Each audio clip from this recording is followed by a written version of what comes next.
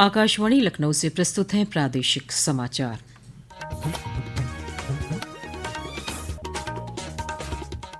मुख्य समाचार। प्रधानमंत्री नरेंद्र मोदी ने आज आकाशवाणी पर मन की बात कार्यक्रम में कहा, पहलगाम आतंकी हमलों के दोषियों और षड्यंत्रकारियों को दिया जाएगा कठोरतम जवाब। मुख्यमंत्री योगी आदित्यनाथ ने आज हरदोई, शाहजहांपुर और हापुड़ में गंगा एक्सप्रेसवे के निर्माण कार्यों का लिया जायजा। कहा, नवंबर तक पूरा हो जाएगा एक्सप्रेसवे का काम। नगर विकास मंत्री ए.के. शर्मा ने की आज प्रदेश के नगरीय निकायों की वर्चुअल समीक्षा। 30 मई तक पूरे राज्य में सभी नाले नालियों की सफाई के दिए निर्देश। और प्रदेश के कई इलाकों में आज से लेकर 29 अप्रैल तक गरज चमक के साथ बारिश का अनुमान, तेज हवाएं चलने की आशंका। नमस्कार, प्रदेश के समाचारों के साथ मैं मनीषा पाठक। अब समाचार विस्तार से। प्रधानमंत्री नरेंद्र मोदी ने आज आकाशवाणी पर मन की बात कार्यक्रम की 121वीं कड़ी में देश विदेश के लोगों के साथ अपने विचार साझा करते हुए पहलगाम में हुए आतंकी हमले पर दुख व्यक्त किया। प्रधानमंत्री नरेंद्र मोदी ने कहा कि पहलगाम आतंकी हमले के दोषियों और षड्यंत्रकारियों को कठोरतम जवाब दिया जाएगा। श्री मोदी ने कहा कि ये हमला आतंकवाद के आकाओं की हताशा और कायरता को दर्शाता है। जब कश्मीर में शांति लौट रही थी, स्कूल कॉलेजों में एक वाइब्रेंसी थी, निर्माण कार्यों में अभूतपूर्व गति आई थी, लोकतंत्र मजबूत हो रहा था, पर्यटकों की संख्या में रिकॉर्ड बढ़ोतरी हो रही थी, लोगों की कमाई बढ़ रही थी, देश के दुश्मनों को, जम्मू कश्मीर के दुश्मनों को ये रास नहीं आया। आतंक के आका चाहते हैं कश्मीर फिर से तबाह हो जाए और इसलिए इतनी बड़ी साजिश को अंजाम दिया। प्रधानमंत्री ने कहा कि आतंकवाद के खिलाफ इस लड़ाई में देश की एकता सबसे बड़ी ताकत है। आतंकवाद के खिलाफ देश की एकता हमारी निर्णायक लड़ाई का आधार है। हमें देश के सामने आई इस चुनौती का सामना करने के लिए अपने संकल्पों को मजबूत करना है। आज दुनिया देख रही है, इस आतंकी हमले के बाद पूरा देश एक स्वर में बोल रहा है। श्री मोदी ने कहा कि आतंकी हमले के बाद पूरी दुनिया से संवेदनाएं आ रही हैं। मन की बात में प्रधानमंत्री ने डॉक्टर के कस्तूरीरंगन को श्रद्धांजलि अर्पित करते हुए कहा कि देश ने एक महान वैज्ञानिक खो दिया है।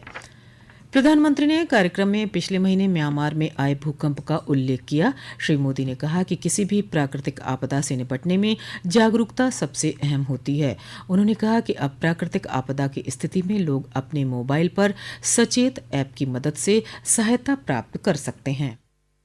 सचेत ऐप भारत की नेशनल डिजास्टर मैनेजमेंट अथॉरिटी ने तैयार किया है। बाढ़, साइक्लोन, लैंडस्लाइड, सुनामी, जंगलों की आग, हिमस्खलन, आंधी, तूफान या फिर बिजली गिरने जैसी आपदाएं हो, सचेत ऐप आपको हर प्रकार से इन्फॉर्म और प्रोटेक्टेड रखने का प्रयास करता है। इस ऐप के माध्यम से आप मौसम विभाग से जुड़े अपडेट्स प्राप्त कर सकते हैं। खास बात यह है कि सचेत ऐप क्षेत्रीय भाषाओं में भी कई सारी जानकारियां उपलब्ध कराता है। प्रधानमंत्री ने कहा कि 5 जून को विश्व पर्यावरण दिवस पर एक पेड़ मां के नाम अभियान का 1 वर्ष पूरा हो जाएगा। उन्होंने देशवासियों से अपील की कि वे अपने बच्चों का भविष्य सुरक्षित करने के लिए पेड़ जरूर लगाएं। एक साल में इस अभियान के तहत देश भर में मां के नाम पर 140 करोड़ से ज्यादा पेड़ लगाए गए हैं। भारत की इस पहल को देखते हुए देश के बाहर भी लोगों ने अपनी मां के नाम पर पेड़ लगाए हैं। आप भी इस अभियान का हिस्सा बने ताकि 1 साल पूरा होने पर अपनी भागीदारी पर आप गर्व कर सकें। प्रधानमंत्री नरेंद्र मोदी के मन की बात कार्यक्रम में एक पेड़ मां के नाम अभियान की चर्चा पर मुख्यमंत्री योगी आदित्यनाथ ने अपने सोशल मीडिया अकाउंट एक्स पर पोस्ट कर इस अभियान की सराहना की। मुख्यमंत्री ने कहा कि आज नया भारत पर्यावरण के क्षेत्र में भी दुनिया का पथ प्रदर्शक बन रहा है।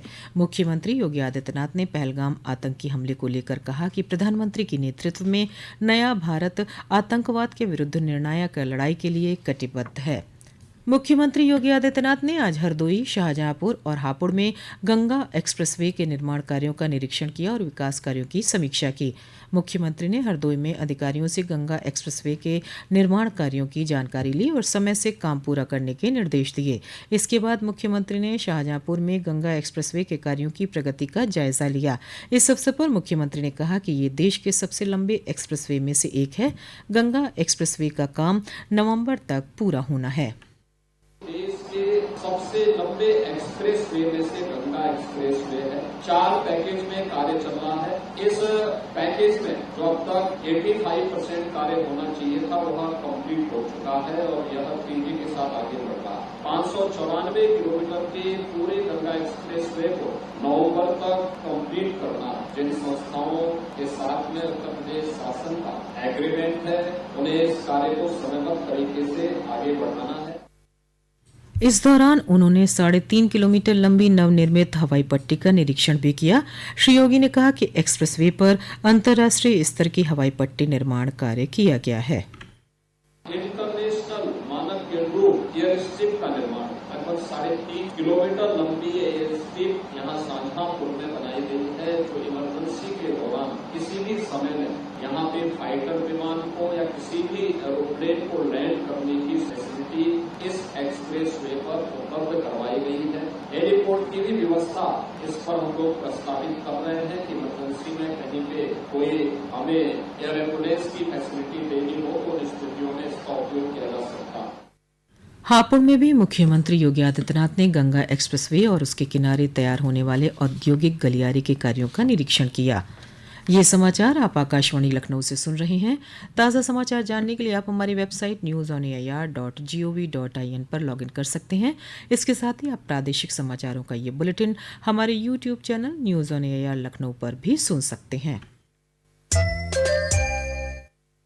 समाचारों में आपका फिर स्वागत है। नगर विकास और ऊर्जा मंत्री ए के शर्मा ने आज लखनऊ में निकाय कार्यों की वर्चुअल समीक्षा की। उन्होंने बरसात को देखते हुए प्रदेश में सभी छोटे बड़े नाले नालियों की सफाई 30 मई से पहले पूर्ण कराने के निर्देश दिए हैं। पेश है एक रिपोर्ट। नगर विकास मंत्री श्री शर्मा ने कहा कि निकायों में सफाई नियमित रूप से होनी चाहिए। नगर विकास मंत्री ने बनारस, अलीगढ़, अयोध्या, लखनऊ, गोरखपुर, मथुरा, कानपुर नगर के नगर आयुक्तों से सीधे संवाद कर साफ सफाई, स्वच्छता और सुंदरीकरण पर विशेष ध्यान देने, नगरीय क्षेत्र की सड़कों की हालत को बेहतर बनाने और सभी नाले नालियों की समय से सफाई करने के निर्देश दिए। श्री शर्मा ने सभी अधिकारियों को नगरों में चल रहे स्वच्छ सर्वेक्षण के कार्यों पर भी विशेष ध्यान देने के निर्देश दिए। आकाशवाणी समाचार कक्ष से राघवेंद्र त्रिपाठी। प्रयागराज में शिक्षा निदेशालय के मुख्य भवन में आज सुबह आग लग गई। फायर ब्रिगेड ने त्वरित कार्रवाई करते हुए आग पर शीघ्र ही काबू पा लिया। फिलहाल स्थिति सामान्य है। अपर निदेशक माध्यमिक शिक्षा सुरेंद्र तिवारी ने बताया कि घटना की विस्तार से जांच के लिए माध्यमिक शिक्षा विभाग के सचिव की अध्यक्षता में जांच समिति का गठन किया गया है। पहलगाम में हुए आतंकी हमले को लेकर आज भी प्रदेश के कई जिलों में लोगों ने विरोध प्रदर्शन किया। राजधानी लखनऊ के हजरतगंज इलाके में स्वच्छ पर्यावरण आंदोलन सेना ने आतंकवाद और पाकिस्तान के खिलाफ प्रदर्शन किया। वहीं बागपत जिले के शहर और कस्बे के बाजार पूरी तरह से बंद रहे। पीलीभीत में भी बाजार बंद रहे। प्रदेश में सरकारी क्रय केंद्रों पर गेहूं बिक्री के लिए पिछले 17 मार्च से लेकर 27 अप्रैल तक 42 दिनों में 4,20,837 किसानों ने पंजीकरण करा लिया है। अब तक 1,19,000 से अधिक किसानों से लगभग 6.5 लाख मीट्रिक टन गेहूं खरीद भी की जा चुकी है। गेहूं खरीद 15 जून तक चलेगी। World audio visual and entertainment शिखर सम्मेलन वेव्स 2025 पहली से 4 मई तक मुंबई में आयोजित होगा। शिखर सम्मेलन में भारत मंडप में देश की विरासत और वैश्विक मीडिया तथा मनोरंजन परिदृश्य के बढ़ते प्रभाव का प्रदर्शन होगा। प्रदेश के कई जनपदों में आज से लेकर 29 अप्रैल तक गरज चमक के साथ बारिश का अनुमान जताया गया है। इस दौरान तेज हवाएं भी चलने की आशंका है। आईपीएल क्रिकेट में आज मुंबई के वानखेड़े स्टेडियम में मुंबई इंडियंस ने लखनऊ सुपर जायंट्स को 54 रनों से हरा दिया है। पहले बल्लेबाजी करते हुए मुंबई इंडियंस ने एलएसजी को 216 रनों का लक्ष्य दिया था। अंत में मुख्य समाचार एक बार फिर। प्रधानमंत्री नरेंद्र मोदी ने आज आकाशवाणी पर मन की बात कार्यक्रम में कहा, पहलगाम आतंकी हमले के दोषियों और षड्यंत्रकारियों को दिया जाएगा कठोरतम जवाब। मुख्यमंत्री योगी आदित्यनाथ ने आज हरदोई, शाहजहांपुर और हापुड़ में गंगा एक्सप्रेसवे के निर्माण कार्यों का लिया जायजा। कहा, नवंबर तक पूरा हो जाएगा एक्सप्रेसवे का काम। नगर विकास मंत्री ए के शर्मा ने की आज प्रदेश के नगरीय निकायों की वर्चुअल समीक्षा। 30 मई तक पूरे राज्यों में सभी नाले नालियों की सफाई के दिए निर्देश। और प्रदेश के कई इलाकों में आज से लेकर 29 अप्रैल तक गरज चमक के साथ बारिश का अनुमान, तेज हवाएं चलने की आशंका। इसी के साथ प्रादेशिक समाचारों का ये बुलेटिन समाप्त हुआ। अगला बुलेटिन रात 8 बजे FM पर प्रसारित किया जाएगा। नमस्कार।